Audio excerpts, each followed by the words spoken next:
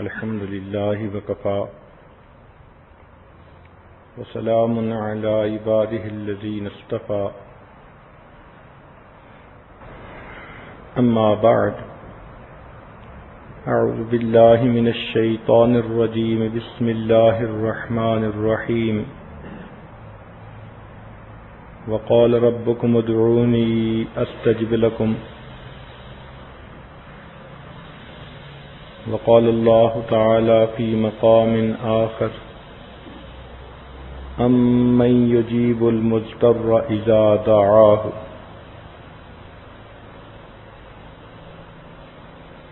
سبحان ربك رب العزة عما يصفون وسلام على المرسلين والحمد لله رب العالمين اللهم صل على سيدنا محمد وعلى آل سيدنا محمد وبارك وسلم اللهم صل على سيدنا محمد وعلى آل سيدنا محمد وبارك وسلم اللهم صل على سيدنا محمد وعلى آل سيدنا محمد وبارك وسلم اللہ رب العزت اپنی صفات میں کامل ہیں، بندہ اپنی صفات میں ناقص ہے۔ بندے کا دیکھنا اتنا ناقص، یہ دائیں دیکھے اسے بائیں نظر نہیں آتا، آگے دیکھے تو پیچھے نظر نہیں آتا، اوپر دیکھے تو نیچے نظر نہیں آتا۔ اگر دن کی روشنی میں اسے نظر آتا ہے تو رات کی تاریکی میں نظر نہیں آتا۔ جبکہ اللہ رب العزت کا دیکھنا اتنا کامل ہے، کالی رات ہو، کالی چٹان ہو، اس کے اوپر اگر کالی چیونٹی بھی چل رہی ہو، اللہ تعالیٰ اس کو بھی چلتا ہوا دیکھتے ہیں۔ انسان کا سننا اتنا ناقص ہے کہ اگر یہ فون پہ کسی سے گفتگو کر رہا ہو اور قریب میں کوئی دو اور انسان بھی آپس میں گفتگو کریں تو یہ ڈسٹرب ہوتا ہے، اسے کہنا پڑتا ہے کہ جی آہستہ بولیں، مجھے بات سمجھ نہیں آ رہی۔ جبکہ اللہ رب العزت کا سننا اتنا کامل ہے کہ حضرت آدم علیہ السلام سے لے کر قیامت تک آنے والا آخری انسان، مرد، عورت، بچے اور بوڑھے، سب کے سب اگر ایک میدان میں جمع ہو جائیں اور ایک وقت میں اللہ رب العزت کے اپنی من مرضی کی دعائیں مانگیں، اللہ تعالیٰ اس پر قادر ہے کہ سب کی الگ الگ دعا کو سن لے، اور اس کے خزانے اتنے بڑے ہیں کہ اگر سب کو ان کی من مرضی کے مطابق عطا بھی کر دے تو اس کے خزانوں میں اتنی بھی کمی نہیں آتی، جتنا سوئی کو سمندر میں ڈبو کر نکالیں تو سمندر کے پانی میں کمی آتی ہے۔ ہم لوگ تو اللہ رب العزت کی تعریف کا حق بھی ادا نہیں کر سکتے، ہمارے پاس وہ علم نہیں، وہ معرفت نہیں، وہ الفاظ نہیں کہ جن کے ذریعے ہم اللہ رب العزت کی تعریف کر سکیں۔ کائنات میں سب سے زیادہ فصاحت اور بلاغت رکھنے والی ہستی حضرت محمد مصطفیٰ احمد مجتبیٰ صلی اللہ علیہ وسلم نے ایک موقع پر خود ہی یہ فرما دیا، اللہم لا احصی ثناء علیک انت کما اثنیت علی نفسک، اے اللہ میں آپ کی تعریفوں کا احاطہ نہیں کر سکتا، آپ ایسے ہی عظیم ہیں جیسے آپ نے اپنی تعریفیں خود فرمائی ہیں۔ اللہ تعالیٰ نے تعریف کیا فرمائی؟ ارشاد فرمایا، قل لو كان البحر مدادا لكلمات ربي لنفد البحر قبل ان تنفد کلمات ربی ولو جئنا بمثلہ مددا۔ اے محبوب آپ فرما دیجئے اگر ساری دنیا کے سمندروں کا پانی سیاہی بن جاتا اور اس سیاہی سے تیرے رب کی تعریفیں لکھنی شروع کی جاتی، سیاہی تو ختم ہو جاتی، تیرے رب کی تعریفیں کبھی ختم نہ ہوتی۔ بلکہ ایک اور موقع پر تو ایک قدم بڑھ کر بات کی، ارشاد فرمایا وَلَوْ أَنَّ مَا فِي الْأَرْضِ مِن شَجَرَةٍ أَقْلَامٌ وَالْبَحْرُ يَمُدُّهُ مِن بَعْدِهِ سَبْعَةَ أَبْحُرٍ مَا نَفِدَتْ كَلِمَاتُ اللَّهِ، اگر ساری دنیا کے درختوں کی قلمیں بنا دی جاتی اور جتنا سمندروں کا پانی ہے اتنے 7 سمندر اور لائے جاتے، ان قلموں سے اور اس سیاہی سے تیرے رب کی تعریفیں لکھنی شروع کی جاتی تو ایک وقت آتا یہ قلمیں ٹوٹ جاتی، یہ سیاہی ختم ہو جاتی، تیرے رب کی تعریفیں کبھی بھی ختم نہ ہوتی۔ تو جو اتنی عظمتوں والا پروردگار ہے اس کے خزانوں کا کیا کہنا۔ اس کے بالمقابل ہم اپنے آپ کو دیکھیں، کتنے بے بس اور کتنے بے کس ہیں۔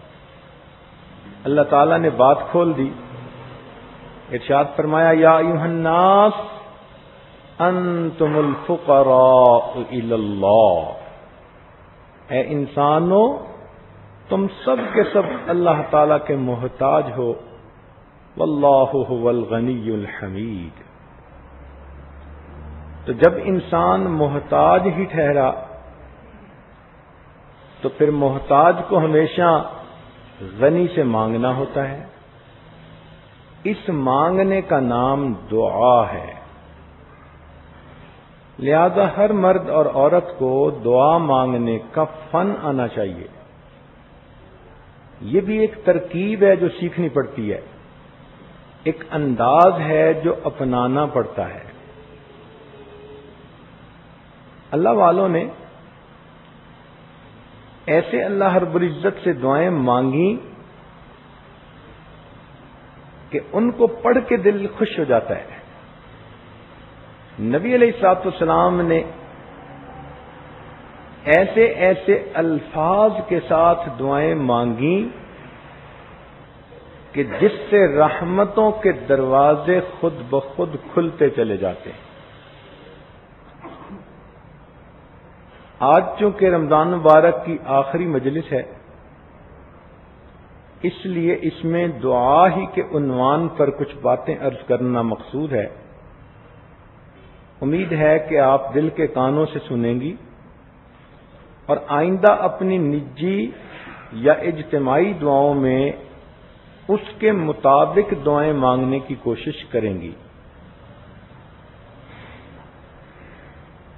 نبی علیہ الصلوۃ والسلام نے ارشاد فرمایا الدعاء مخ العبادہ، دعا عبادت کا مغز ہے،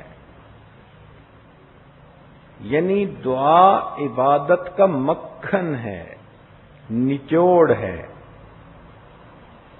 اس سے دعا کی اہمیت کا اندازہ لگانا چاہیے۔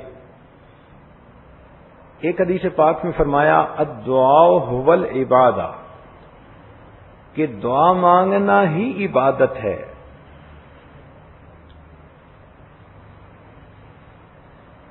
ہم مخلوق سے تو مانگ لیتے ہیں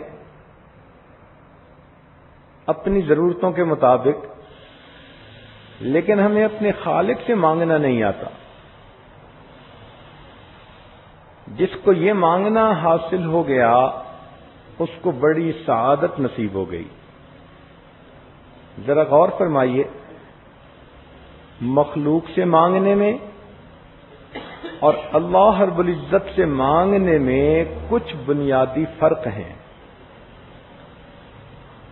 پہلا فرق تو یہ ہے کہ اگر مخلوق سے آپ کوئی چیز بار بار مانگیں تو وہ آپ سے ناراض ہو جائے گا. ایک دفعہ مانگی چیز دے دی، دوسری دفعہ مانگی دے دی، تیسری مرتبہ بوجھ محسوس کیا، چوتھی مرتبہ نہ بول دیا، اور پانچویں مرتبہ ملنا ہی بند کر دیا. تو مخلوق کے ساتھ یہ معاملہ کہ اگر اس سے بار بار مانگیں تو وہ تعلق ہی توڑ دیتے ہیں.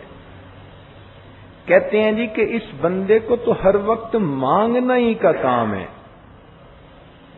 جبکہ اللہ رب العزت کا یہ معاملہ ہے، ایک دفعہ مانگو وہ دیتے ہیں، دو دفعہ مانگو وہ دیتے ہیں، تین دفعہ مانگو وہ دیتے ہیں، جتنی دفعہ مانگو اتنی دفعہ دیتے ہیں. بلکہ جو بندہ ہر چیز اللہ سے مانگے، ہر حال میں اللہ سے مانگے، اللہ تعالیٰ اسے اپنے دوستوں میں شامل فرما لیتے ہیں. فرماتے ہیں یہ میرا وہ بندہ ہے جو میرے غیر سے کچھ مانگتا ہی نہیں. قربان جائیں اس پروردگار کی رحمتوں پر کہ اگر کوئی اسی ہی سے مانگتا ہو، اسی کو قرآن و حدیث میں اللہ کا ولی کہا گیا ہے. آپ کئی مرتبہ گاڑی پہ سفر کر رہی ہیں، میاں گاڑی چلا رہے ہیں، آپ فرنٹ سیٹ پہ بیٹھی ہیں، اتنے میں ریڈ لائٹ کے اوپر گاڑی رک گئی. اب مانگنے والا کوئی آ گیا تو اس نے سائیڈ گلاس جو تھا اس کو ناک کرنا شروع کر دیا. تو آپ کے میاں نے اسے کہا معاف کر دو. مگر یہ مانگنے والے بھی بڑے مستقل مزاج ہوتے ہیں. اس نے پھر کھٹکھٹایا، وہ کھٹکھٹاتا رہا. گاڑی آگے جا نہیں سکتی تھی کہ ریڈ لائٹ ہے، مجبوری ہے، کھڑے ہیں، اور وہ بھی کھٹکھٹائے جا رہا ہے. ایسے میں آپ نے اپنے میاں سے کہا کہ اس کو کچھ دے دیں. اب میاں نے سوچا کہ چلیں دے دیتا ہوں. تو اگر وہ جیب سے کچھ نکال کے دے گا تو بہت غصے کی نگاہیں اس مانگنے والے پہ ڈالے گا، جیسے مجبور ہو کے کچھ دیا اور غصے سے اس کو دے کے کہتے چلا جا. تو مخلوق اگر دیتی بھی ہے تو غصے میں آ کے دیتی ہے. قربان جائیں اس اللہ رب العزت پر کہ جب بھی اللہ رب العزت سے بندہ مانگے اللہ تعالی بہت رحمت کے ساتھ دیتے ہیں. وہ غصے کے ساتھ نہیں دیتے، ہمیشہ پیار کے ساتھ دیتے ہیں. مخلوق سے مانگنے میں یہ بھی مسئلہ کہ امیر آدمی سے تھوڑا مانگو تو وہ ناراض. اب کسی مجمع میں آپ کسی امیر سے کہیں جی کہ مجھے ایک پینی چاہیے، وہ کہے گا آپ نے میری بےعزتی کر دی. اور کسی غریب سے کہیں کہ جی مجھے $1 ملین چاہیے تو وہ ناراض، کہے گا پتہ نہیں اس نے سمجھا ہوا کیا ہے. تو امیر سے کم مانگو تو وہ ناراض، غریب سے زیادہ مانگو تو وہ ناراض. مگر اللہ رب العزت کا معاملہ اور ہے، اس سے بندہ زیادہ مانگے تو بھی وہ پیار سے دیتا ہے، تھوڑا مانگے تو بھی دیتا ہے. حتیٰ کہ جوتے کا ٹوٹا ہوا تسمہ بھی رب سے مانگے اللہ تعالیٰ وہ بھی پیار سے عطا فرما دیتے ہیں.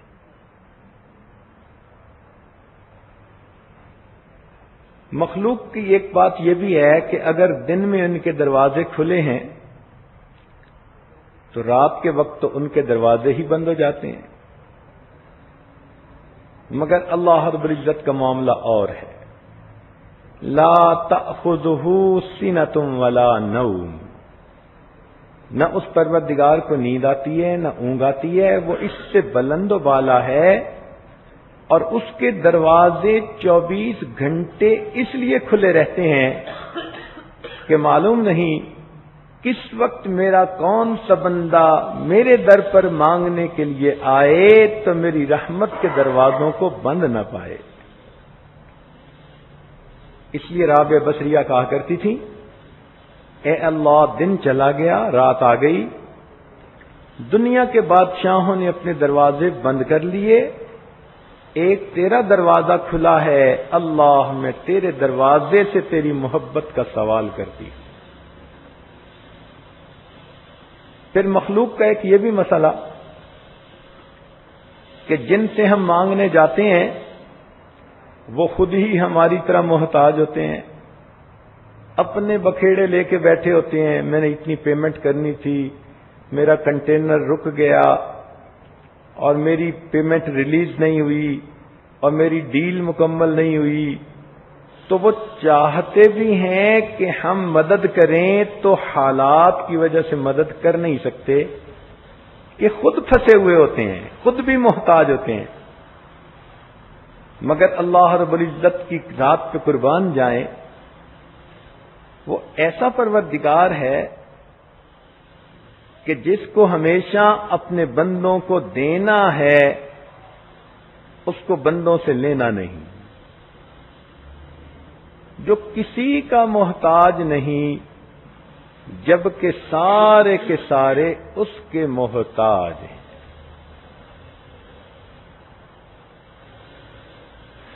مخلوق میں دیکھا کہ اگر کسی کو اللہ تعالیٰ اقتدار دے دے، مال دے دے، تو اپنوں کو نوازتے ہیں۔ جنہوں نے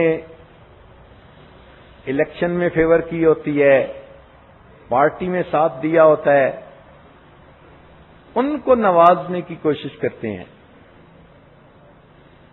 اور جو مخالف ہوتے ہیں ان کے تو منہ سے نوالا بھی کھینچنے کی کوشش کرتے ہیں۔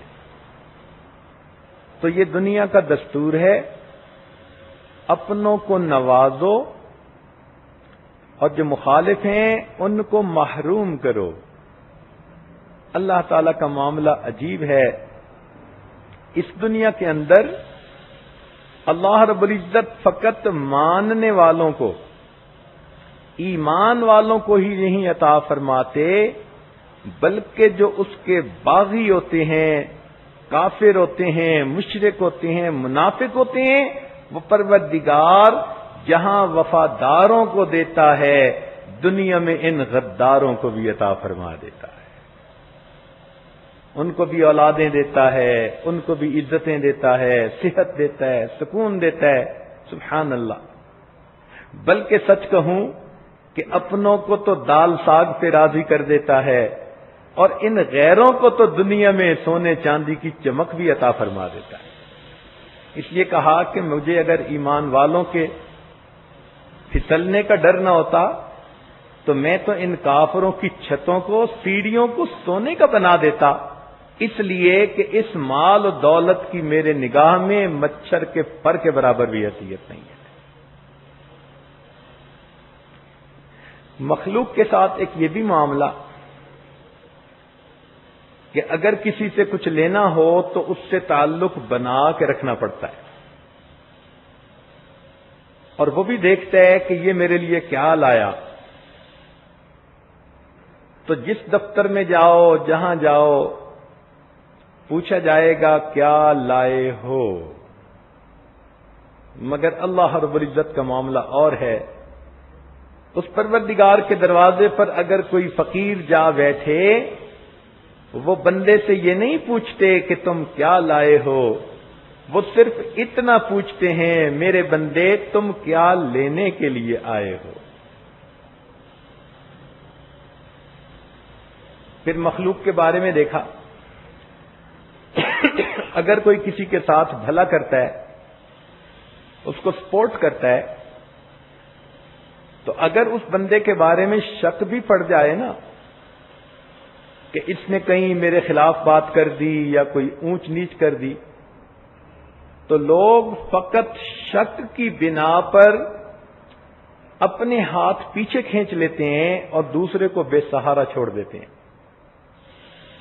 فقط شک کی بنیاد پر مخلوق دوسرے کو بے سہارا چھوڑ دیتی ہے. قربان جائیں اس پروردگار پر کہ جس کے گناہگار بندے جان بوجھ کے بھی گناہ کے مرتکب ہوتے ہیں تو اس کے باوجود وہ اتنی حلیم ذات ہے، ان کو اپنے دروازے سے دھتکارتی نہیں بلکہ ان کو بھی رحمت کے ساتھ بلاتے ہیں. میرے بندے گناہ تو کر بیٹھے، آؤ میرے دروازے پر تاکہ تم اپنے گناہوں کی معافی مانگو تو میں تمہارے گناہوں کو معاف کر دوں. آج کل اکثر یہ دیکھا گیا کہ لوگوں کو دعائیں کروانے کا بہت شوق ہوتا ہے. یہ بھی ایک اچھی عادت ہے.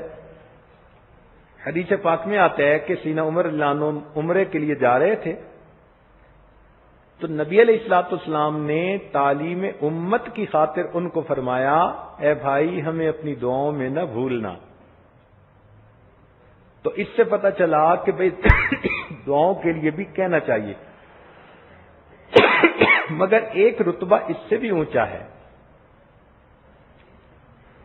وہ کیا ہے کہ دعائیں کروانے کی بجائے انسان دعائیں لینے والا بن جائے.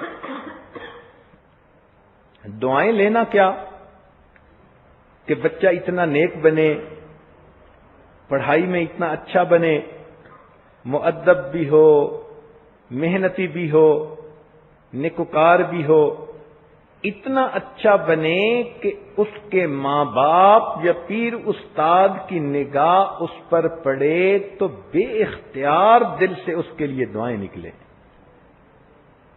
اللہ کرے کہ ہم بھی دعائیں لینے والے بن جائیں. چنانچہ ہمارے ہاں ایک بزرگ گزرے ہیں، مولانا غلام رسول پونٹوی رحمت اللہ علیہ. پونٹا ایک گاؤں کا نام ہے اور یہ میٹل روڈ سے 30 کلومیٹر اندر تھا. صرف پیدل کا راستہ تھا، کوئی سواری نہیں جاتی تھی. کھیتوں کے درمیان پگڈنڈی پہ چل کے وہاں پہنچنا ہوتا تھا. حضرت شیخ الہند رحمت اللہ علیہ کے شاگرد تھے. ان کی خدمت کی اور ان کی دعائیں لیں. پھر اللہ تعالی نے ان کو وہ بخت لگائے کہ سبحان اللہ. زمانہ طالب علمی میں جب یہ دارالعلوم میں دور حدیث کر رہے تھے تو اس وقت رات کو چھپ کر اپنے شیخ کی رہائش گاہ اور دارالحدیث کے درمیان جو راستہ تھا اس کا جھاڑو دیا کرتے تھے، صفائی کیا کرتے تھے، اس محبت میں کہ اس راستے سے میرے استاد مکرم نے چل کے آنا ہے مجھے حدیث پڑھانے کے لیے. ایک مرتبہ رات کو کوئی جھاڑو نہ ملا تو سر کے اوپر ایک امامہ سا باندھا ہوا تھا، اسی کو اتار لیا اور اس راستے کو صاف کرنے لگے. اللہ تعالیٰ کی شان کہ حضرت شیخ الہند رحمت اللہ علیہ نے کھڑکی سے باہر جھانک کر دیکھا تو طالب علم کو صفائی کرتے پایا. بلا کے پوچھا، بات کھل گئی تو شیخ الہند رحمت اللہ علیہ نے دعا دی. اس دعا کا یہ نتیجہ نکلا کہ جب یہ لوٹ کر واپس آئے تو اپنے گاؤں میں پڑھانا شروع کیا. 300 طلباء گاؤں کے اندر ان سے پڑھا کرتے تھے اور ان کو ملک میں امام النحات کا لقب ملا تھا، نحویوں کا امام. فرمایا کرتے تھے کہ اگر پوری دنیا سے شرح جامی کو ضبط کر دیا جائے، یہ ایک کتاب ہے، اگر پوری دنیا سے شرح جامی کو ضبط کر دیا جائے اور پھر کوئی طالب علم غلام رسول کے پاس آ کر کہے کہ حضرت مجھے اس کی ضرورت ہے، میں اس کتاب کو اس کے متن اور حاشیے کے ساتھ دوبارہ لکھوا سکتا ہوں. پھر ان کو اللہ رب العزت نے 2 شاگرد دیے، دونوں کا نام عبداللہ، ایک عبداللہ بہلوی رحمت اللہ علیہ، اپنے وقت کے بڑے شیخ گزرے اور ان کا دورہ تفسیر اتنا معروف تھا کہ رمضان مبارک میں سینکڑوں علماء ان کے پاس حاضر ہو کر رمضان گزارتے تھے اور قرآن مجید کی تفسیر سیکھا کرتے تھے۔ اور دوسرے عبداللہ جن کا نام عبداللہ درخواستی رحمت اللہ علیہ، جو حافظ الحدیث تھے اور آسمان علم کے اوپر چمکتے ہوئے سورج اور چاند کی مانند تھے۔ تو جن کو استادوں کی دعائیں لگتی ہیں پھر بخت بھی انہی کو لگا کرتے ہیں۔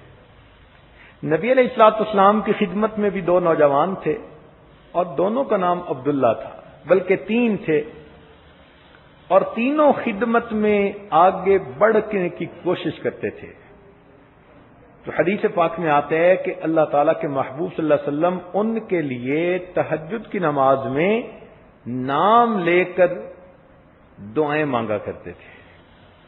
نبی علیہ الصلوۃ والسلام کی دعاؤں کا یہ اثر ملا کہ وہ تینوں عباد اللہ جو تھے اپنے اپنے فن کے امام بنے۔ عبداللہ ابن عباس امام المفسرین بنے، عبداللہ ابن مسعود رضی اللہ عنہ امام الفقہاء بنے، اور عبداللہ ابن عمر رضی اللہ عنہ امام المحدثین بنے۔ تو اللہ کرے کہ ہم بھی اپنے ماں باپ کی خدمت کریں، اساتذہ کی خدمت کریں، بڑوں کی خدمت کریں، اور ہم بھی ان کی دعائیں لینے والے بن جائیں۔ اللہ رب العزت کو یہ بندوں کا مانگنا اتنا پسند ہے کہ قرآن مجید میں فرمایا وَإِذَا سَأَلَكَ عِبَادِي عَنِّي فَإِنِّي قَرِيبٌ۔ اب یہاں پر ایک علمی نکتہ سمجھ لیجئے کہ قرآن مجید میں بہت سارے سوال پوچھے گئے اور ان کے جواب بھی اللہ تعالیٰ نے نبی علیہ السلام کی زبان فیض ترجمان سے دلوائے۔ تو ایک انداز ہے سوال پوچھنے کا اور اس کے جواب نقل ہونے کا۔ مثلا یسألونک عن الاہلہ، یہ سوال ہے، قل ہی مواقیت للناس والحج، یہ نبی علیہ السلام کی زبان مبارک سے اس کا جواب دلوایا گیا۔ یسألونک عن الیتامی، یہ سوال ہے، قل اصلاح لہم خیر، یہ اس کا جواب زبان سے دلوایا گیا۔ یسألونک عن المحیض، یہ سوال ہے، قل هو اذن فاعتزلوا النساء فی المحیض۔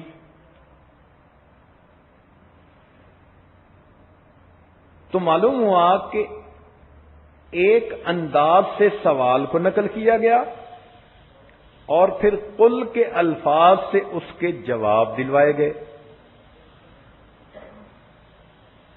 ایک سوال قرآن مجید میں ایسا ہے کہ جو اللہ تعالیٰ کو اتنا پسند آیا کہ اس کے لیے قرآن مجید کے ضابطے کو بھی اللہ تعالیٰ نے بدل کے رکھ دیا، سوال و جواب کے انداز کو بھی بدل کے رکھ دیا۔ اتنا تو اچھا سوال تھا کہ میرے مولا کو پسند آ گیا اور جواب دینے میں انہوں نے اور انداز اختیار فرمایا، اور وہ سوال کیا تھا؟ وَإِذَا سَأَلَكَ عِبَادِي أَنِّي، اور جب یہ بندے آپ سے میرے بارے میں پوچھیں فَإِنِّي قریب، میں تو بہت قریب ہوں۔ یہاں کل کے لفظ کا بھی درمیان میں فاصلہ اللہ نے گوارا نہیں فرمایا۔ اب بتائیے، جو پروردگار اپنے بندوں کے اتنا قریب ہو اور اتنا پسند کرے کہ میرے بندے میرے سامنے مانگیں، اپنی پیشانیاں ٹیکیں، اپنے دامن پھیلائیں، اس پروردگار سے اگر ہم نہ لے سکیں تو یہ تو سراسر ہمارا اپنا قصور ہے۔ ایک نقطے کی بات سمجھیے کہ جو سخی ہوتا ہے نا، اس سے اگر مانگنے والا مانگے، تھوڑا بھی مانگے تو سخی اس کو زیادہ دیتا ہے۔ چنانچہ حاتم طائی کے بارے میں ہے کہ کسی نے 5 دینار مانگے تھے اور اس نے غلام کو کہا کہ اس کو 500 دینار دے دو۔ تو کسی نے پوچھا جی کہ مانگے تو 5 دینار اور آپ دلوا رہے ہیں 500 دینار؟ تو انہوں نے فرمایا کہ اس نے اپنی حیثیت کے مطابق مانگا تھا اور میں نے اپنی حیثیت کے مطابق دیا ہے۔ تو جب دنیا کے سخی اپنے مقام کے مطابق دیتے ہیں تو رب کریم کا بھی یہی معاملہ کہ مانگنے والا اگر تھوڑا بھی مانگتا ہے تو وہ پروردگار اس کی امیدوں سے بڑھ کر عطا کرتا ہے۔ اس لیے اللہ تعالیٰ سے جب مانگنا ہو تو دل کھول کے مانگے۔ وہ کسی نوجوان نے کہہ دیا اللہ دے مجھے 500 ارب ڈالر، تو ساتھ والے نے کہا اوے اتنے؟ کہتے بھائی تم سے نہیں مانگے، اللہ تعالیٰ سے مانگے۔ تو مخلوق کا تو معاملہ یہ کہ اس کا دل چھوٹا ہوتا ہے، تنگ دل ہوتے ہیں۔ اللہ رب العزت کا تو معاملہ اور ہے، مانگنے والوں کو ہمیشہ اپنے دامن کے تنگ ہونے کا شکوہ رہا، دینے والے کی رحمت ہمیشہ اس سے بھی زیادہ تھی۔ چنانچہ قرآن عظیم الشان سے اس کی 2-4 مثالیں۔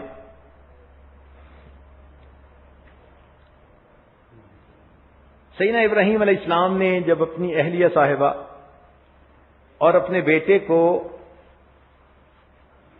مکہ مکرمہ میں آباد کرنے کے لیے چھوڑا تو یہ جگہ بالکل غیر ذی زرع تھی، سبزے کا نام و نشان نہیں تھا، پانی نہیں تھا، پینے کو پانی نہیں تھا، جینے کو پانی نہیں تھا۔ اب ایسے وقت میں اگر ہمیں دعا کرنی ہو اپنے بیوی بچوں کے لیے تو ہم اتنی دعا کرتے اللہ میں آپ کے حکم پر ان کو چھوڑ کے جا رہا ہوں، پیچھے ان کو کھانا دیے رکھنا۔ بلکہ ہمارے گجراتی بھائی دعا مانگیں گے تو اللہ کہیں گے اللہ میں چھوڑ کے جا رہا ہوں، پیچھے ان کو کڑی کھچڑی دیے رکھنا۔ مگر وہ سیدنا ابراہیم علیہ السلام تھے، انہوں نے دعا کیا مانگی؟ دیکھ رہے ہیں کہ یہاں سبزے کا نام و نشان نہیں، کھیتی نہیں، درخت نہیں، کچھ بھی نہیں، مگر اللہ تعالی سے دعا مانگتے ہیں اے پروردگار وارزقہم من الثمرات، اے اللہ ان کو کھانے کے لیے پھل عطا فرمائیے۔ سبحان اللہ، یہ فراست نبوی ہوتی ہے، وہ عظمت خداوندی کو سمجھتے ہیں، اسی لیے دل کھول کے مانگتے ہیں۔ تو انہوں نے فقط کھانا نہیں مانگا بلکہ کہا کہ اللہ ان کو کھانے کے لیے پھل عطا کر دیجیے۔ کتنا بڑھ کر مانگا، مگر قربان جائیں اس پروردگار پر جس کی ذات اتنی بڑی ہے کہ وہ مانگنے والے کی مانگ سے ہمیشہ زیادہ دیتا ہے۔ چنانچہ قرآن مجید میں اللہ تعالیٰ نے ان کی دعا کی قبولیت کے جواب میں کہا کہ یہ جگہ ایسی ہے یجبا الیہ ثمرات کل شیء، حالانکہ عام طور پر تو ثمرات اشجار پر ہوتے ہیں، درختوں پہ ہوتے ہیں، مگر اللہ تعالیٰ نے یہاں ثمرات الاشجار نہیں فرمایا بلکہ کہا یجبا الیہ ثمرات کل شیء، ہر چیز کا ثمر یہاں پہنچے گا۔ اب کھیتی کا ثمر سبزیاں، درختوں کا ثمر ان کے پھل، اور فیکٹریوں کے ثمر ان کے بنے ہوئے پروڈکٹ۔ لہذا دینے والے کی دین دیکھیے کہ مانگنے والے نے درختوں کے پھل مانگے تھے۔ میرے مولا کتنے عظیم داتا ہیں، فرماتے ہیں یجبا الیہ ثمرات کل شیء، ہر چیز کا ثمر ابراہیم اس جگہ پر میں پہنچا دوں گا۔ آج دنیا میں جہاں بھی کوئی چیز بن رہی ہے آپ دیکھیں وہ مکہ مکرمہ میں آپ کو اویلیبل ہوتی ہے۔ اور تو اور انسانوں کا ثمر ان کی اولاد ہوتی ہے۔ قرآن مجید میں اس کو دل کا ثمر کہا گیا کہ ماں باپ کے دل کا پھل ہوتا ہے اولاد۔ تو لوگ آج اس ثمر کو بھی وہاں بھیجنے کے لیے بےتاب، دعاؤں کے لیے آتے ہیں، اور جی دعا کرو میرے بچے کا سعودی عرب میں کام بن جائے۔ سبحان اللہ، میں حیران ہوتا ہوں کہنے والے کے کہنے پر، واہ میرے مولا، درختوں اور کھیتیوں کے پھل تو کیا پہنچے، انسان بھی اپنا پھل وہاں پہنچانے کے لیے بےتاب ہوتے ہیں۔ بیوی آسیہ جو فرعون کی بیوی تھی ایمان لے آئی۔ فرعون نے اسے کہا کہ دیکھو میں نے پوری قوم میں سے تمہارے حسن و جمال کی وجہ سے تمہیں اپنی بیوی بنایا، اور میں تمہیں بہت چاہتا ہوں، تم پیچھے ہٹ جاؤ۔ موسیٰ علیہ السلام کے پروردگار پہ ایمان نہ لاؤ۔ وہ اللہ کی بندی ایمان کی حلاوت کا مزہ چکھ چکی تھی، کہنے لگی کہ نہیں، میں نے جو کلمہ پڑھا سوچ سمجھ کے پڑھا۔ اس نے کہا میں تمہیں اپنے گھر سے محل سے نکال دوں گا اور ذلیل و رسوا کروں گا۔ اس نے کہا جو آپ کرتے ہیں وہ آپ کریں، میں اپنے موقف سے پیچھے نہیں ہٹوں گی۔ عورت کہلاتی تو صنف نازک ہے، لیکن جب اس کا یقین بن گیا ہو اور یہ کسی جگہ پہ اڑ جائے تو پھر پہاڑوں جیسی استقامت دکھا دیتی ہے۔ چنانچہ فرعون نے اسے بے لباس کر کے اپنے محل سے دھکا دے دیا۔ عورت کے لیے گھر سے بے گھر ہونا سب سے بڑا صدمہ ہوتا ہے۔ اس سے بڑا دکھ کسی عورت کو کوئی دنیا میں نہیں مل سکتا کہ وہ بے آسرا ہو جائے، بے سہارا ہو جائے۔ دنیا میں جو چھت ملی تھی اس سے اس کو دھکا دے دیا جائے۔ لیکن جب اس کو دھکا دیا گیا تو اس نے اللہ تعالی سے دعا مانگی کہ اے اللہ، اس ظالم نے تو مجھے اپنے گھر سے نکال دیا، میں عورت زاد ہوں، کمزور ہوں، رب ابن لی عندک بیتن فی الجنہ، اس کے بدلے اے اللہ مجھے جنت میں گھر عطا کر دیجیے۔ اب دیکھو اس بی بی کی یہ بات اللہ تعالیٰ کو اتنی پیاری لگی کہ قرآن مجید میں ان کی دعا کو نقل کیا گیا، قرآن کا حصہ بنا دیا گیا۔ اب آگے دیکھیے کہ مانگنے والی نے تو فقط گھر مانگا تھا، دینے والے کی دین مانگنے والے سے زیادہ ہوتی ہے۔ اللہ تعالیٰ نے گھر بھی عطا کیا اور گھر والا بھی عطا کر دیا۔ روح المعانی میں یہ لکھا ہے کہ جب خدیجہ الکبریٰ رضی اللہ عنہا کی وفات ہونے لگی، نبی علیہ السلام نے فرمایا خدیجہ جنت میں جانا تو میری بیویوں کو سلام کہنا۔ حیران ہو کر پوچھا اے اللہ کے محبوب صلی اللہ علیہ وسلم، دنیا میں تو آپ کی پہلی بیوی میں ہوں۔ فرمایا بالکل ٹھیک ہے، مگر اللہ رب العزت نے بی بی آسیہ اور مریم کو جنت میں میری بیویوں میں شامل فرما دیا۔ مانگنے والی نے گھر مانگا تھا، میرے مولا اس کو تو تصور بھی نہیں ہوگا کہ گھر مانگنے کے بدلے میں کیسا گھر والا مل جائے گا۔ سیدنا عمر رضی اللہ عنہ آتے ہیں مکہ مکرمہ سے مدینہ کی طرف، ایک جگہ رات کو آرام کیا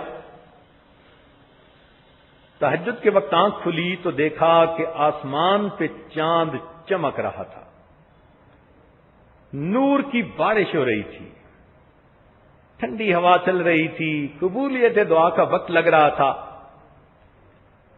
تو آسمان کے چاند کو دیکھ کے عمر لانوں کو مدینے کے چاند یاد آ گئے، اٹھ بیٹھے، اور اس تنہائی میں قبولیت دعا کے وقت میں عمر لانوں نے اللہ رب العزت کے سامنے اپنے دل کی ایک تمنا پیش کی۔ تمنا کیا تھی؟ یہ تمنا پیش کی، اللہم ارزقنی شہادتن فی سبیلک، اے اللہ مجھے اپنے راستے میں شہادت عطا فرما، وجعل قبری فی بلد حبیبک، اور میری قبر اپنے محبوب صلی اللہ علیہ وسلم کے شہر میں بنا۔ دعا قبول ہو گئی، مگر مانگنے والے نے تو فقط شہادت مانگی تھی اور مدینے کی مٹی مانگی تھی۔ قربان ہو جائیں اس دینے والے کی دین پر، شہادت تو کسی گلی کے کونے پہ بھی مل سکتی تھی، پہاڑ کی چٹان پہ مل سکتی تھی، کہیں گھر میں مل سکتی تھی، مگر اللہ رب العزت نے شہادت بھی کہاں دی؟ باوضو ہیں، نماز کی حالت میں ہیں، ریاض الجنہ میں ہیں، نبی علیہ السلام کے مصلی پہ کھڑے ہیں، جہاں ان پر وار کیا گیا اور وہ ان کی شہادت کا سبب بنا۔ انہوں نے تو یہ تو نہیں مانگا تھا اللہ مصلی نبوی پہ شہادت عطا فرمانا، یہ تو میرے مولا کی دین ہے نا۔ پھر دعا مانگی تھی کہ اے اللہ اپنے محبوب کے شہر میں دفن ہونے کی توفیق عطا فرمانا، تو اگر جنت بقیع میں دفن ہو جاتے تو بات پوری ہو جاتی، مگر نہیں، دعا قبول ہوئی تو قبول کرنے والے نے جنت بقیع میں دفن ہونا پسند نہ کیا، بلکہ عمر لانوں کو اپنے محبوب کے قدموں میں حجرہ انور کے اندر دفن ہونے کی توفیق عطا فرمائی۔ تو دیکھیے کہ مانگنے والا جو امید لے کر مانگتا ہے، اللہ تعالی کی دین اس سے بھی زیادہ ہوتی ہے۔ تو جب وہ ایسی دینے والی ذات ہے تو کیوں نہ انسان اس اللہ رب العزت سے خوب ڈٹ کے مانگے۔ اسی لیے مانگنا سیکھنا پڑتا ہے۔ آپ نے پاسپورٹ لینا ہو، ایپلیکیشن خود بھرنی نہیں آتی تو پھر کسی سے ہیلپ لیتی ہیں، بلکہ جو لوگ یہ کام کرتے ہیں اٹارنی ان سے بھرواتی ہیں کہ جی اگر ایپلیکیشن ٹھیک نہ بھری گئی، پاسپورٹ نہیں ملے گا، ویزا نہیں ملے گا، کام نہیں ہوگا۔ یہ دعا اللہ رب العزت کی بارگاہ میں ایک ایپلیکیشن فارورڈ کرنے کا دوسرا نام ہے۔ اب کتنی بار لوگوں کے ویزے ریجیکٹ ہوتے ہیں کہ انہوں نے درخواست میں انفارمیشن پراپر نہیں دی ہوتی، تو غصہ ان پہ کوئی نہیں کرتا کہ ریجیکٹ کیوں کر دی، غصہ اپنے پہ کرتے ہیں، ہاں مجھ سے غلطی ہوئی، میں نے ایپلیکیشن ٹھیک نہیں بھری۔ بالکل یہی معاملہ ہے کہ بندوں کو دعا کی ایپلیکیشن بھرنی آتی نہیں، اور دعا کے ریجیکٹ ہونے پر پھر خفا اللہ رب العزت سے ہوتے پھرتے ہیں۔ ہم الزام ان کو دیتے تھے، قصور اپنا نکل آیا۔ اور ہم سوچیں کبھی ہم نے یہ دعا کی ایپلیکیشن بھرنا سیکھی کسی سے؟ علماء کے پاس بیٹھیں، مشائخ کے پاس بیٹھیں، وہ بتائیں گے کہ دعا کی درخواست کیسے بھری جاتی ہے۔ چنانچہ ایک صحابی نے آ کر نماز پڑھی، دعا مانگی، نبی علیہ السلام نے بلا کر سمجھایا، فرمایا کہ جب تو دعا مانگنا چاہے تو پہلے اللہ تعالی کی تعریفیں بہت پیارے انداز سے کرو، پھر مجھ پر درود شریف پڑھو، پھر اپنے لیے، اپنے اہل خانہ، سب لوگوں کے لیے دعائیں مانگو، آخر پہ پھر درود شریف پڑھو، تو اس طرح تمہاری دعا جلدی قبول ہو جائے گی۔ تو گویا نبی علیہ السلام نے ایک پیٹرن بتا دیا اپلیکیشن بھرنے کا کہ یہ ترتیب ہوتی ہے، ہم بھی اسی طرح دعائیں مانگنی شروع کریں۔ آج تو حالت یہ ہے کہ 2-4 دفعہ دعا مانگتی ہیں اور جب قبولیت کے آثار آنکھوں سے نہیں دیکھتی تو پھر مایوس ہو جاتی ہیں اور کہتی ہیں جی بس ہماری تو دعائیں اللہ تعالیٰ سنتا نہیں۔ او اللہ کی بندی، ان ربی لسمیع الدعاء، میرا پروردگار دعا کو سنتا ہے، مگر وہ کسی کا ماتحت نہیں کہ جو سنے اس حکم کو پورا کرے۔ دعا دعا ہوتی ہے، فریاد ہوتی ہے، حکم نہیں ہوا کرتا۔ آپ بھول گئیں، آپ گھر کے نوکر کو جو کام کہتی ہیں وہ اور حساب ہے۔ اور کئی عورتوں کو تو دیکھا کہ 2-4 دفعہ دعا مانگی نہیں قبول ہوئی تو دعا ہی مانگنا چھوڑ دیتی ہیں، اللہ سے روٹھی پھرتی ہیں۔ ہمیں ایک خاتون نے فون پہ بتایا کہ جی میں تو بس اب دعا مانگنی چھوڑ دی۔ میں نے کہا کہ خاوند میں اور خدا میں بڑا فرق ہوتا ہے۔ حیران ہو گئی، کہنے لگی کیا کہا؟ میں نے کہا خدا کو خدا سمجھو، خاوند نہ سمجھو۔ یہ تو خاوند کے ساتھ تمہارے ناز ہے نا کہ ایک بات کہی اگر اس نے پوری نہ کی تو چلو روٹھ گئی کہ اب خود ہی منائے گا۔ وہ اللہ رب العزت بے نیاز ہے، وہاں ناز نہیں چلتا، وہاں نیاز چلتی ہے۔ کیا کیا نہ اپنے زہد و اطاعت پہ ناز تھا، بس دم نکل گیا جو سنا بے نیاز ہے۔ وہ پروردگار بے نیاز ہے، اس لیے فرمایا ساری دنیا کے انسان صدیق اکبر لانو جیسا دل والے بن جائیں اور اس دل سے ہماری عبادت کریں تو ہماری شان میں کوئی اضافہ نہیں ہوتا، اور ساری دنیا کے انسان فرعون جیسے بدبخت بن جائیں اور ایک بھی نیک کام نہ کریں، بدکاریوں میں ڈٹے رہیں، اللہ تعالیٰ فرماتے ہیں ہماری شان میں کوئی کمی نہیں آتی۔ تو اس لیے اللہ رب العزت ہیں، ان کی عظمتوں کو سمجھیے۔ آج ہم دعا مانگنے کی بجائے کام ذمے لگاتے ہیں۔ دفتر میں بڑے صاحب آتے ہیں نا، اکرم یہ کام کر دینا، اسلم ذرا اس کو بھی دیکھ لینا، اور فلانے تم یہ بھی دیکھ لینا، وہ کام ذمے لگاتا ہے۔ آج ہم بھی دعائیں اسی طرح مانگتے ہیں۔ عورتیں ہاتھ اٹھاتی ہیں، اللہ میری بیٹی کا رشتہ آ جائے، میرے بیٹے کو نوکری مل جائے، میرے خاوند کی ڈیل مکمل ہو جائے اور میں حج پہ چلی جاؤں۔ یہ اللہ کی بندی بیٹھی اللہ تعالی کے ذمے کام لگا رہی ہے، اس کو دعا کہتے ہیں۔ ہم اللہ رب العزت کی عظمت کو سمجھتے ہی نہیں ہیں۔ اس کی بارگاہ میں جھکنا پڑتا ہے، اپنے آپ کو مٹانا پڑتا ہے، مانگنا پڑتا ہے، حتیٰ کہ ایسے مانگیں کہ میرے مولا کو ترس آ جائے۔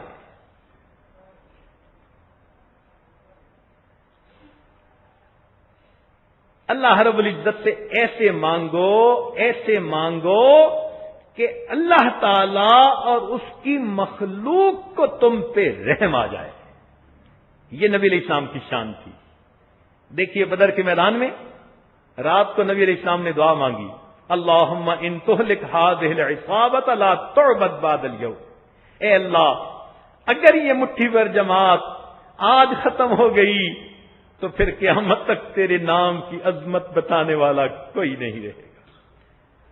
یہاں محدثین نے ایک نقطہ لکھا کہ کیا مطلب کہ اگر یہ لوگ چلے گئے تو بعد میں کوئی آتا ہی نہ؟ تو انہوں نے فرمایا ہاں، نبی علیہ السلام نے اپنے آپ کو بھی اسی جماعت میں شامل کر کے فرمایا اگر یہ جماعت ختم ہو گئی اللہ پھر قیامت تک تیری عظمت سکھانے والا کوئی نہیں آئے گا۔ ایسی دعائیں مانگی۔ صدیق اکبر لانو پہرے پہ کھڑے تھے، حدیث پاک میں آتا ہے کہ ان کا دل بھر اٹھا اور کہنے لگے اے اللہ رب العزت کے محبوب، آپ اپنا سر اٹھا لیجئے، آپ کی دعا اللہ کے ہاں یقیناً قبول ہو جائے. کیا مانگنے کا انداز تھا کہ اللہ تعالی اور اس کے بندوں کو تمہارے اوپر رحم آ جائے. یہ دعا مانگنے کی ترتیب ہوتی ہے. اور ہمیں تو عاجزی کرنی آتی ہی نہیں. ہم نے سیکھی کہاں کہ عاجزی کیسے کرتے ہیں. اس لیے پھر دعائیں من و عن قبول نہیں ہوتی. بہرحال مانگنے کا طریقہ تو آج آپ سیکھ ہی رہی ہیں. اس طرح سے اگر آپ اللہ تعالی سے مانگتی رہیں گی تو یقیناً قبولیت اپنی آنکھوں سے دیکھیں گی. اس لیے کہ ہمارا اللہ وہ پروردگار ہے جو دے کے خوش ہوتا ہے، محروم کر کے خوش نہیں ہوتا. اور وہاں کوئی بجٹ کی کمی بھی نہیں ہے کہ جی ہم اس سال آپ لوگوں کی ہیلپ نہیں کر سکتے، آئندہ سال کے بجٹ میں ہم آپ کا خیال رکھیں گے. اللہ تعالیٰ کے خزانے بے حد و حساب ہیں. اس لیے اگر ہمیں مانگنا آ جائے تو پھر قبولیت میں ہمیں دیر نہ لگے. اس لیے تو فرمایا میرے بندے اس در پر تیرے آنے میں دیر ہے، میرے عطا کرنے میں دیر نہیں ہوا کرتی. چنانچہ تہجد کے وقت ایک فرشتہ اعلان کرتا ہے حل من سائل فاعطی له، ہے کوئی سوال کرنے والا کہ جس کو عطا کر دیا جائے. ہم کو شکوہ ہے ہمارا مدعا ملتا نہیں، دینے والے کو گلا ہے کہ گدا ملتا نہیں. غفلت شعاری دیکھ کر بندے کی کہتا ہے کریم، دینے والا دے کسے دستے دعا ملتا نہیں. ہم تو مائل بکرم ہیں کوئی سائل ہی نہیں، راہ دکھلائیں کسے راہ رو منزل ہی نہیں. طور تو موجود ہے موسیٰ ہی نہیں. خدا کی دین کا موسیٰ سے پوچھئے احوال، خدا کی دین کا موسیٰ سے پوچھئے احوال، کہ آگ لینے کو جائیں پیمبری مل جائے. ٹوٹے رشتے وہ جوڑ دیتا ہے، بات رب پہ جو چھوڑ دیتا ہے. ٹوٹے رشتے وہ جوڑ دیتا ہے، بات رب پہ جو چھوڑ دیتا ہے. اس کے لطف و کرم کا کیا کہنا، لاکھ مانگو کروڑ دیتا ہے. وہ اللہ رب العزت بندے کی امیدوں سے بڑھ کر عطا فرماتا ہے. تو ہم اللہ رب العزت سے مانگیں تو عاجزی کے ساتھ مانگیں. دیکھیں دعا کے لیے اللہ رب العزت نے کوئی شرط تو نہیں نہ لگائی، نہ وقت کی شرط ہے، نہ زمان کی، نہ مکان کی، نہ کسی انسان کی. کوئی بھی مانگے اللہ عطا کر دیتے ہیں. ذرا غور کرو، شیطان نے کہا تھا رب انظرنی الی یوم یبعثون. اس بدبخت ملعون نے اللہ سے مانگا تھا، میرے مولا نے اس کی دعا کو قبول کر کے فرما دیا انک من المنظرین. اور جو ایسے بدبخت دشمن کی بھی دعا قبول کر لیتا ہو، اس کے در پہ اگر کلمہ گو کوئی آ جائے تو پھر تو اس کی دعا جلدی قبول فرماتا ہے. بس یہ دعا کو ہم نے ہی لاک لگائے ہوتے ہیں. دیکھیں گاڑی سٹارٹ کرنی ہو مگر ایک لاک لگا ہوتا ہے، وہ چلتی نہیں. اسی طرح ہماری دعاؤں کی گاڑی چلتی ہی نہیں، یا تو گناہوں کے لاک لگے ہوتے ہیں یا پھر مانگنے کا انداز نہیں آتا، اس کے لاک لگ جاتے ہیں. تو ان لاک کو کھولیے، سچی توبہ کی نیت کر لیجئے اور اللہ رب العزت سے عاجزی سے مانگیے. ایک نقطے کی بات ذہن میں رکھنا کہ دعائیں مانگنے سے دعائیں قبول ہوتی ہیں، دعائیں پڑھنے سے دعائیں قبول نہیں ہوتی. آج کل تو ہم دعائیں پڑھتے ہیں. ایک مرتبہ ساتھ بیٹھے ہوئے نوجوان نے دعا مانگ کے اپنے چہرے پہ ہاتھ پھیرے تو اس عاجز نے اس سے پوچھا بھائی آج آپ نے کیا دعا مانگی؟ کہتے حضرت سچ بات کہوں مجھے یاد نہیں ہے. یعنی اتنی غفلت کی دعائیں کہ منہ پہ ہاتھ پھیرتے ہوئے بھی یاد نہیں میں نے مانگا کیا. اب ایسی درخواستوں کو تو پھر پھینک ماریں گے نا دور سے کہ تم نے سمجھا ہی کیا ہے. ہمارے دربار پہ بیٹھے ہو, زبان سے تم ہم سے خطاب کر رہے ہو اور دل تمہارے کسی اور کی محبت میں مست ہیں. جاؤ اسی کے پاس, اگر وہ تمہیں دے سکتا ہے تو اسی سے لے لو.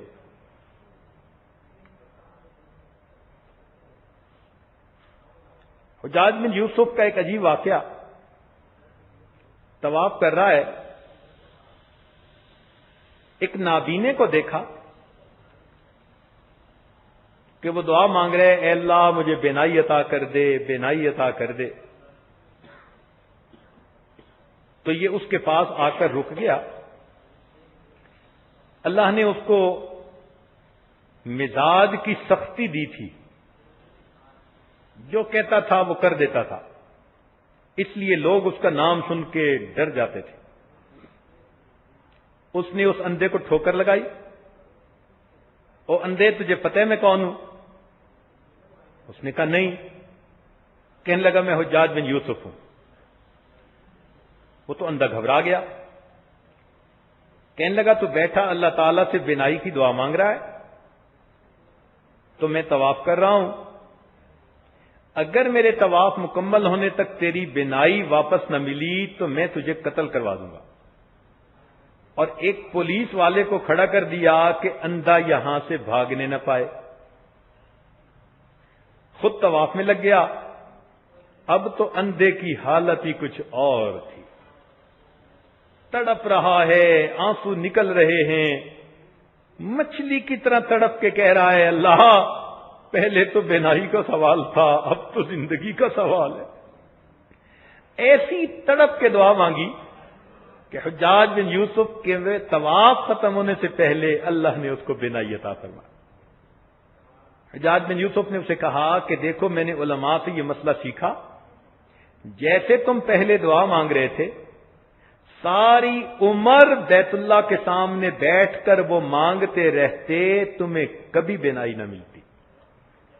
جب تمہیں فکر لگی نا اور تمہارے دل سے تڑپ کے الفاظ نکلے تو دل سے جو بات نکلتی ہے اثر رکھتی ہے, پر نہیں طاقت پرواز مگر رکھتی ہے. آج ہم تڑپ کے مانگتے ہی نہیں. کتنی عورتیں ہیں جو تڑپ کے مانگتی ہیں. نبی علیہ الصلوۃ والسلام نے فرمایا کہ جو بھی مومن تڑپ کے مانگتا ہے اس کی دعا کو قبول کر لیا جاتا ہے. اللہ تعالیٰ قرآن مجید میں فرماتے ہیں امن یجیب المضطر اذا دعا, مضطرب ہو کے جب مانگتا ہے کوئی بندہ اللہ اس کی دعا کو قبول کر لیتے ہیں. لیکن قبولیت کی 3 مختلف صورتیں ہیں. پہلی صورت یہ کہ جیسا بندے نے مانگا ویسا ہی اللہ تعالیٰ کر دیں, جس کو ہم سمجھتے ہیں دعا قبول ہو گئی. مگر کئی مرتبہ ہم ایسی چیزیں مانگتے ہیں جو ہمارے لیے اچھی نہیں ہوتی. اب بچہ تو کہتے ہے کہ مجھے انگارہ اٹھانے دو, ماں کتنی شفیق ہے, کتنی رحیم و کریم ہے, مگر اپنے بیٹے کو انگارہ نہیں اٹھانے دیتے. اب کوئی بچہ کہہ سکتا ہے کہ میری ماں کتنی ظالم ہے کہ مجھے انگارہ ہی نہیں اٹھانے دیتی.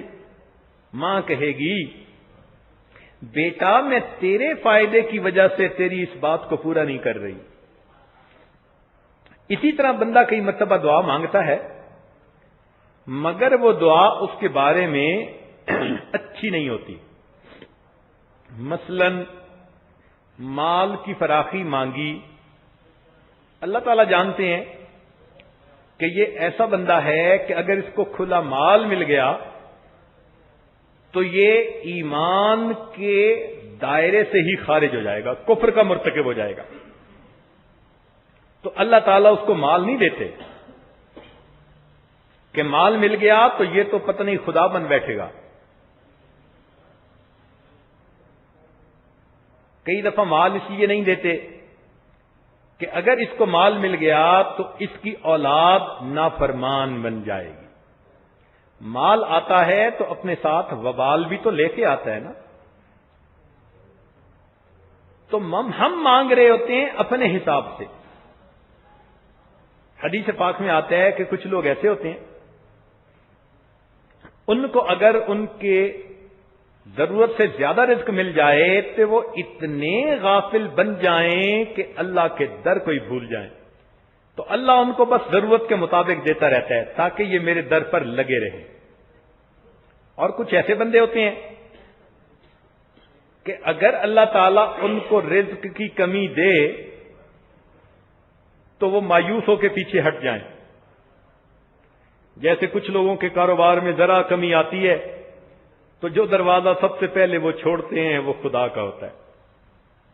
بھئی آپ نماز پڑھنے نہیں آتے، اور جی کچھ کاروبار میں پریشانی ہے، ٹھیک ہو گئی تو میں انشاءاللہ آؤں گا. تو ایسی بھی طبیعتیں کچھ لوگوں کی ہوتی ہیں.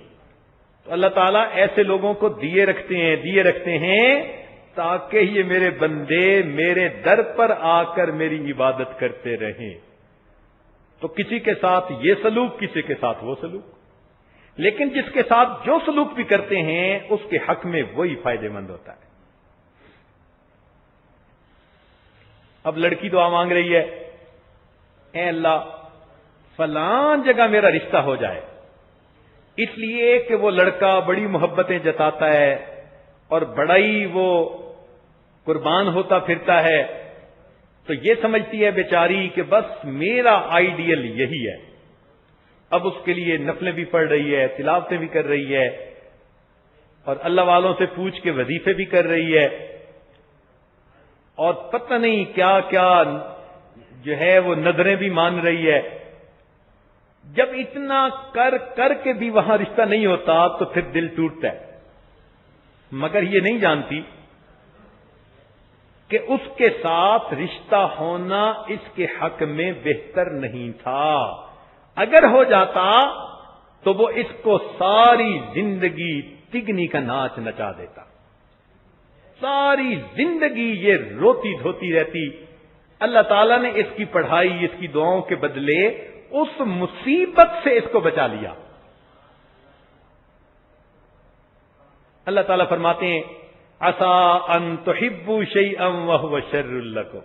او میرے بندو، ہو سکتا ہے کہ تم ایک چیز کو پسند کرو اور اس میں تمہارے لیے شر ہو، اور ایک چیز کو تم ناپسند کرو وہو خیر لکم، اور اس میں تمہارے لیے خیر ہو.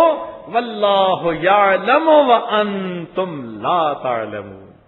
اللہ جانتا ہے تم نہیں جانتے.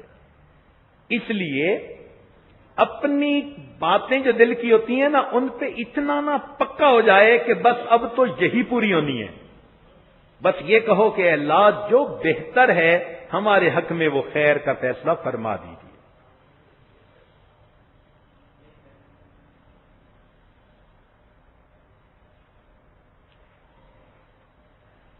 تو ہم اگر عاجزی کے ساتھ، انکساری کے ساتھ اللہ رب العزت سے مانگیں تو اللہ رب العزت تو عطا کر کے خوش ہوتے ہیں. آپ نے کبھی فقیر کو دیکھا؟ اس نے کپڑے بھی ایسے پہنے ہوتے ہیں میلے سے، پھٹے پرانے، اور آواز کے اندر بھی بڑا سوز ہوتا ہے، اور الفاظ بھی چن چن کے وہ لاتا ہے کہ دوسرے کے دل کو ٹچ کریں، اور ہاتھ بھی کانپ رہے ہوتے ہیں اور اپنی فریاد بیان کر رہا ہوتا ہے. غور کیا کریں کہ جس نے 1 روپے کا سوال کرنا ہو وہ اگر اتنی عاجزی سے سوال کرتا ہے تو جس نے اللہ رب العزت سے اللہ کو مانگنا ہو اس کو کتنی عاجزی سے سوال کرنا چاہیے. ہم تو اللہ کے سامنے بچھ جائیں، مٹ جائیں، ایسی عاجزی کے ساتھ مانگیں کہ اللہ کو پیار آ جائے. تو حدیث پاک میں آتا ہے کہ ہر مومن کی دعا قبول، مگر قبول ہونے کی 3 صورتیں. ایک صورت یہ کہ جو مانگا وہ منو ان اسی طرح قبول ہو گیا. دوسری صورت یہ کہ اللہ تعالیٰ وہ تو اس طرح پورا نہیں کرتے کہ اس کے ہاتھ میں بہتر نہیں تھا، البتہ دعا مانگنے کے بدلے اس بندے کو آنے والی مصیبت سے اللہ تعالیٰ بچا لیتے ہیں، کوئی مرض سے بچا لیتے ہیں، کوئی مصیبت سے بچا لیتے ہیں۔ آپ نہیں دیکھتی کتنی مرتبہ آپ گاڑی میں بیٹھی ہیں اور بس ایکسیڈنٹ ہوتے ہوتے بچ جاتا ہے، کیا پتہ یہ آپ کی کسی دعا کا بدلہ ہو۔ کتنی مرتبہ آپ ایک ایسا گناہ کر بیٹھتی ہیں کہ وہ راز کھلتے کھلتے رہ جاتا ہے، اگر وہ راز کھل جاتا تو کتنی ذلت ہوتی۔ میرا مولا جو اس وقت ستر پوشی کر لیتا ہے، جو چھپا لیتا ہے، جو نشانے پہ آئے ہوئے بندے کو پھر مہلت دے دیتا ہے، یہ ممکن ہے کسی دعا کا نتیجہ ہی ہے۔ تو ہمیں تو نہیں پتا کہ اللہ تعالیٰ ہمیں کن کن مصیبتوں سے بچا رہے ہیں، ہمارے بچوں کو کیسی مصیبتوں سے بچاتے ہیں۔ تو یہ دوسرا طریقہ ہے دعا کے قبول ہونے کا۔ اور تیسرا یہ حدیث پاک میں آتا ہے کہ اگر اللہ تعالیٰ بندے کی کوئی بھی دعا دنیا میں قبول نہ کرے، نہ اس کے بدلے کوئی مصیبت دور کرے، تو اللہ تعالیٰ اس کو اس کے نام اعمال میں ذخیرہ بنوا دیتے ہیں، اس بندے کو قیامت کے دن کھڑا کریں گے اور اس کو اتنا اجر دیں گے کہ وہ بندہ کہے گا اللہ میری دنیا میں کوئی بھی دعا پوری نہ ہوتی، ہر دعا کا مجھے اجر اور بدلہ آج قیامت کے دن ملتا۔ تو مومن کو تو مزے ہیں، مانگنے پر یا تو دنیا میں قبول، یا اس کے بدلے کوئی مصیبت دور، یا پھر قیامت کے دن اللہ رب العزت کی رحمت سے بے حساب حصہ مل جائے گا۔ ہاں ایک طریقہ ہے کہ جس طریقے پر دعا میں تینوں صورتوں میں کسی ایک صورت میں بھی قبول نہیں ہوتی، اور وہ یہ کہ جب بندہ اپنی زبان سے شکوہ کرنے لگ جاتا ہے نا، اللہ تعالیٰ ہماری دعا سنتا نہیں، مانتا نہیں، قبول نہیں کرتا، اس بات پر اللہ تعالیٰ کو اتنا جلال آتا ہے کہ اللہ تعالیٰ اس بندے کی دعاؤں کو پھٹے کپڑے کی طرح بندے کے منہ پہ مار دیتے ہیں، فرماتے ہیں اچھا میں اگر قبول نہیں کرتا ہے کوئی دوسرا دروازہ جہاں تم جاؤ اور تمہاری مرادیں پوری ہو جائیں، دفع ہو جاؤ میرے در سے۔ اس لیے کبھی بھی یہ نہیں سوچنا چاہیے اللہ تعالیٰ دعائیں نہیں قبول کرتا، اللہ تعالیٰ ہماری سنتا نہیں۔ یہ شیطانی خیالات ہیں جو مومن کے دلوں میں شیطان ڈال دیتا ہے۔ اللہ کی پناہ مانگیں، اللہ تعالیٰ سے حسن ظن رکھیں۔ ایک بات یاد رکھنا کہ سخی مانگنے والے کو کبھی انکار نہیں کرتا کہ وہ پبلک کے سامنے کہہ سکے جی میں نے روپیہ مانگا تھا سخی صاحب نے دیا نہیں۔ وہ کسی سے بات سننا پسند بھی نہیں کرتا۔ یاد رکھنا اللہ رب العزت سخیوں کے وہ داتا ہیں، کل قیامت کے محشر میدان میں وہ کسی بندے سے یہ سننا گوارا نہیں کریں گے اللہ میں نے تیرے در سے مانگا تھا تو نے مجھے دیا نہیں۔ وہ اپنی شان میں ایسی بات پسند کر سکیں گے؟ کبھی ایسا نہیں ہوگا۔ اس لیے جو بندہ مانگنے کے طریقے پہ مانگے گا اللہ تعالیٰ دنیا میں عطا کریں گے، یا مصیبت دور کریں گے، یا آخرت میں اس کا بدلہ عطا فرما دیں گے۔ تو ہمیشہ امید کے ساتھ اللہ تعالیٰ سے دعا مانگو۔ علماء نے لکھا ہے کہ اگر ایک بندہ 100 دفعہ مانگے، گناہ کرے اور توبہ کرے اللہ 100 دفعہ قبول کر لیتے ہیں، 1000 دفعہ کرے، 50,000 دفعہ کرے، لیکن اگر بار بار نادم ہوتا ہے، شرمندہ ہوتا ہے، تو اللہ تعالیٰ اس کے لیے دروازہ بند نہیں کرتے کہ اب بہت ہو گیا، اب آئندہ میں تیری دعا قبول نہیں کروں گا۔ نہیں، مرنے سے پہلے پہلے جب بھی کوئی بندہ اللہ کے در پر آ کے مانگے گا اللہ تعالیٰ اس کو عطا فرمائیں گے۔ واہ میرے مولا، ایک بوڑھا جس نے زندگی میں کبھی بھی نماز نہیں پڑھی، کلمہ پڑھا، مسلمان ہے، مگر عمل کے حساب سے پکا شیطان ہے. اس نے جوانی عیاشیوں میں گزار دی. اس نے راتیں غیروں کی گودوں میں گزار دی.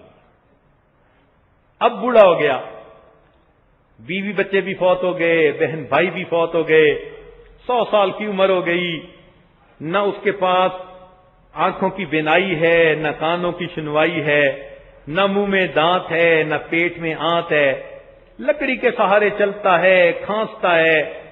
دور کے کسی رشتہ دار نے اس کی روٹی ذمے لے لی تھی، مگر اس کی بلغم سے تنگ آ کے ایک دن اس نے بھی اس کو انکار کر دیا، گھر سے نکال دیا.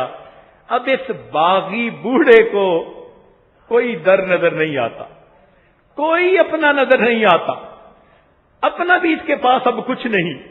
تو اب اس کے ذہن میں خیال آتا ہے کہ میں اللہ ہی کے در پہ جاتا ہوں تو یہ ہانپتا ہوا، کانپتا ہوا، لاٹھی کے سہارے چلتا، کبھی رک کر سانس لیتا ہے، پھر 2 قدم اٹھا لیتا ہے، اللہ کے در پہ چل رہا ہے، دل ہی دل میں شرمندہ بھی ہے. مولا میں نے کبھی تیرے گھر کا رخ نہ کیا، اب جب مخلوق نے دھکے دے دیے اب مجھے تیرا در یاد آیا. یہ نادم ہے، شرمندہ ہے، اللہ کے در کی طرف جا رہا ہے. میرے مولا اس سے یہ نہیں پوچھتے تیری جوانی کہاں گئی، تیرا مال کہاں گیا، تیرا جمال کہاں گیا، بلکہ رب کریم فرماتے ہیں او باغی بوڑھے تو نے آنے میں دیر کر دی. فَإِنْ أَتَانِي يَمْشِي أَتَيْتُهُ هَرْوَلًا، تو چل کے میرے در کی طرف آ رہا ہے، میری رحمت دوڑ کے تیرا استقبال کر رہی. اس رب کریم سے مانگنا کتنا آسان ہے، کیوں در در کے دھکے کھاتے پھرتے ہیں. کبھی فلاں عامل کے پاس جاؤ تعویذ کرواؤ، کبھی فلاں کے پاس کوئی اثرات نکلواؤ، فلاں سے جن نکلواؤ. او اللہ کی بندیوں، ان کے پاس جا کے اپنے ایمان خراب مت کرو. اللہ سے امید رکھو، اللہ سے مانگو، دیکھنا اللہ رب العزت ہی ہماری ساری امیدوں کو پورا کریں گے. اللہ اکبر کبیرہ. تنگ دستی کے جو عالم میں گھبراتا ہوں، تنگ دستی کے جو عالم میں گھبراتا ہوں، پر درے غیر پہ جاتے ہوئے کتراتا ہوں. اے اللہ پریشان بھی بہت ہوں، مگر میں عاملوں کے پاس نہیں جاتا، میں ادھر ادھر اپنی پیشانی ٹکانے کہیں نہیں جاتا. لوگ تو بڑے رستے دکھاتے ہیں، مگر میں تیرے در پر جم کے بیٹھا ہوں. تنگ دستی کے جو عالم میں گھبراتا ہوں، پر درے غیر پہ جاتے ہوئے کتراتا ہوں. ہاتھ پھیلانے میں محتاج کو غیرت کیسی شرم آتی ہے کہ بندہ تیرا کہلاتا ہوں. اے اللہ دوسری طرف جانے میں مجھے جھجک تو کوئی نہیں، مگر شرم آتی ہے کہ بندہ تو میں آپ کا کہلاؤں اور مانگنے کسی اور در پہ جاؤں. اے اللہ میں آپ کے در کو نہیں چھوڑوں گا، میں آپ ہی سے اپنے خطاؤں کی معافی مانگوں گا، آپ ہی سے اپنی اللہ پریشانیوں کا حل چاہوں گا. اے اللہ رحمت کی نظر ہم عاجز مسکینوں کو ڈال دیجئے. جب آپ نے ہماری پیشانیوں کو غیر کے سامنے جھکنے سے روک دیا، اللہ ہمارے ہاتھوں کو بھی غیر کے سامنے پھیلنے سے بچا لیجئے اور ہمیں اپنے در سے سب نعمتیں عطا فرما دیجئے. آج رمضان مبارک کی یہ آخری مجلس ہے، اللہ سے ٹوٹ کے مانگ لیجئے، تڑپ کے مانگ لیجئے، گناہوں کی بخشش مانگیے، جہنم سے نجات مانگیے، جنت کی طلب کر لیجئے. یا اللہ معلوم نہیں یہ رمضان کی نعمت آئندہ سال کن کو نصیب ہوگی کن کو نہیں ہوگی. میرے مولا اعتکاف والے بھی آپ کے در کی چوکھٹ پکڑ کے بیٹھے رہے. اللہ ہم نے تو دنیا داروں کو دیکھا کوئی مزدور ان کے گھر میں کام کرتا ہے تو وہ شام کو ان کو بھی مزدوری دیے بغیر خالی نہیں بھیجتے. یہ وہ بندے ہیں اللہ جنہوں نے آپ کی چوکھٹ پکڑی اور آپ کے گھر میں رہ کر مزدوری کی. اے اللہ اب یہ رمضان کے ختم ہونے کا وقت ہے، میرے مولا ان کو مزدوری کے بغیر خالی نہ جانے دیجیے گا، مہربانی فرمائیے گا. آپ دے کے خوش ہوتے ہیں میرے مولا، ہم لے کے خوش ہوتے ہیں، ہم دامن پھیلاتے ہیں. اللہ اس دامن کو اپنی رحمتوں سے بھر دیجئے اور ہمیں صحیح معنوں میں انسان بنا دیجئے اور قیامت کی رسوائی سے ہمیں اللہ محفوظ فرما لیجئے. وآخر دعوانا ان الحمد للہ رب العالمین.